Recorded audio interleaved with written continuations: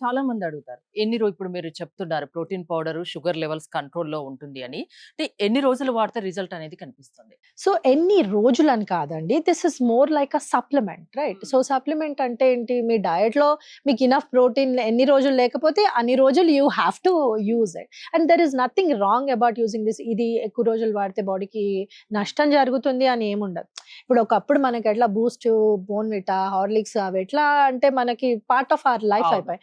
But we slowly realise that అవి more of sugar content ఉంది than other things అని. So my goal 1, 2 months వాడితే changes ఏమైనా కనిపిస్తాయా? definite not 1-2 months, even before that, because once you start using protein immediate గా you will see the impact of sugars spikes తగ్గిపోతుంటాయి.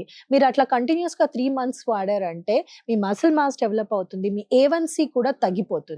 And we have seen case studies అండి where we ask people to take it for 3 months and check A1C first check చేసి తర్వాత check చేసి చూస్తే వాళ్ళ A1C levels తగ్గిపోయాయి. A1C is what we use కదా generally sugar ఎట్లా ఉంది అని తెలుసుకోవడానికి A1C లెవెల్స్ చూస్తారు. అది ఎవ్రీ 3 months చెక్ చేస్తారనమాట. అది మీకు ముందు తర్వాత చూస్తే there was considerable decline in it. అంటే వాటర్‌లో కలుపుకొని తాగాల్సిందేనా? వాటర్‌లో కలుపుకొని తాగొచ్చు. బట్ ఇన్ సమ్ కేసెస్ మేము we also recommend mixing it in milk. అది కొంచెం థిక్ ఉంటుంది. బట్ వాటర్ ఇస్ జనరల్‌గా వాట్ వి రికమెండ్.